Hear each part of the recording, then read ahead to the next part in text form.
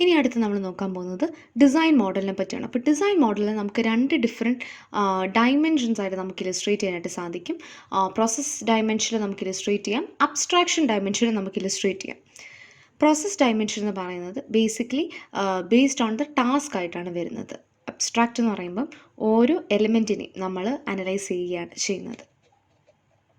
So ഇവിടെ നമുക്ക് analysis മോഡലും ഡിസൈൻ മോഡലും കാണാനായിട്ട് സാധിക്കും. സോ ഇതിനെ നമ്മളൊരു അബ്സ്ട്രാക്ഷൻ ഡയമെൻഷനാണ് നമ്മളിതിനെ ഡിവൈഡ് ചെയ്യുന്നത്. വെച്ചാൽ അബ്സ്ട്രാക്ഷൻ എന്ന് പറയുമ്പോഴത്തേനും ഇത്രയും കാണണം ഇത്രയും കാണണ്ട എന്നുള്ളൊരു രീതിക്ക് വരുന്നതിനെയാണ് അബ്സ്ട്രാക്ഷൻ എന്നുള്ളത് പറയുന്നത്. സോ അനാലിസിസ് മോഡലും ഡിസൈൻ മോഡലും തമ്മിൽ അങ്ങനെ രണ്ട് വ്യത്യാസങ്ങളാണ് വരുന്നത്. ഇനിയിപ്പം നമ്മൾക്ക് ഈ ഒരു ഡിസൈൻ എലമെൻറ്റ്സിനെ നമുക്ക് പല രീതിക്ക് നമുക്ക് ക്ലാസിഫൈ ചെയ്യാനായിട്ട് സാധിക്കും. സോ ഇവിടെ നമ്മൾ നോക്കുകയാണെന്നുണ്ടെങ്കിൽ ഇവിടെ ടെക്നിക്കലി സ്പീക്കിംഗ് നമുക്കാകെ 4 സെക്ഷൻസ് ആയിട്ടാണ് നമ്മൾ ഇനീഷ്യലി നമ്മൾ പറഞ്ഞിട്ടുണ്ടായിരുന്നല്ലോ. അപ്പോൾ ആ ഒരു 4 സെക്ഷൻസ് ആയിട്ടാണ് ഇവിടെ കൊടുക്കുന്നത്: ആർക്കിടെക്ചർ, ഇൻ്റർഫേസ്, കോമ്പണൻറ്റ് ലെവൽ. പിന്നെ നിങ്ങൾ ശ്രദ്ധിക്കുകയാണെന്നുണ്ടെങ്കിൽ നമ്മൾക്ക് നേരത്തെ കൊടുത്ത ഫസ്റ്റ് ക്ലാസ് ലെവലില്ല, അതിന് പകരം എൻ്റെ ഒരു ഡിപ്ലോയ്മെൻറ്റ് എലമെൻ്റാണ് കൊടുത്തിരിക്കുന്നത്. അപ്പം ഈ ഒരു ഡയഗ്രം നമുക്ക് പഠിച്ചു വെക്കേണ്ട ആവശ്യമില്ല. ജസ്റ്റ് ആ ഒരു ഡയമെൻഷൻസ് മനസ്സിലാക്കാനായിട്ടുള്ളത്, അബ്സ്ട്രാക്ഷനും പ്രോസസ് ലെവൽ ഡയമെൻഷനും മനസ്സിലാക്കാനായിട്ടുള്ളതാണ്. അതിൻ്റെ താഴെയുള്ള എലമെൻറ്റ്സ് നമുക്ക് ഡിസ്കസ് ചെയ്യാം.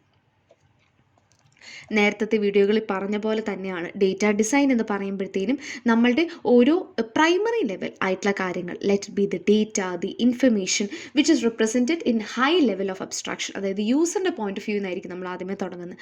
അപ്പം ആ ഒരു ഡേറ്റയുടെ റെപ്രസെൻറ്റേഷൻ, ആ ഒരു ഡേറ്റ മോഡലിനെ നമ്മളിങ്ങനെ ഇംപ്ലിമെൻറ്റേഷൻ അല്ലെങ്കിൽ മോർ സ്പെസിഫിക് ആയിട്ട് നമുക്കിതിനെ റെപ്രസെൻറ്റ് ചെയ്യാനായിട്ട് സാധിക്കും എന്നുള്ളതാണ് ഡേറ്റ ഡിസൈൻ എലമെൻറ്റ്സിൽ നമ്മൾ മനസ്സിലാക്കുന്നത് അല്ലെങ്കിൽ നോക്കിക്കാണുന്ന ഒരു കാര്യം എന്ന് പറയുന്നത്.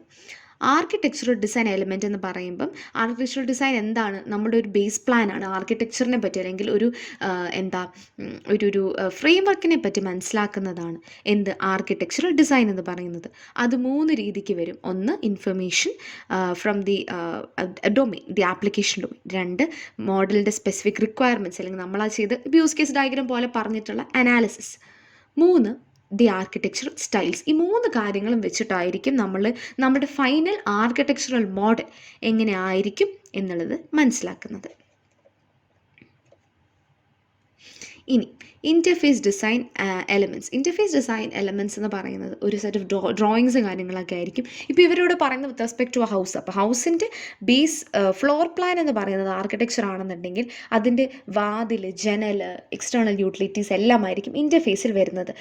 ഇൻ്റർഫേസ് ഡിസൈൻസിന് 3 എലമെൻറ്റ്സ് ആണുള്ളത്: UI, external interface and the കോമ്പണൻസിൻ്റെ ഇൻറ്റേർണൽ ഇൻ്റർഫേസസ്.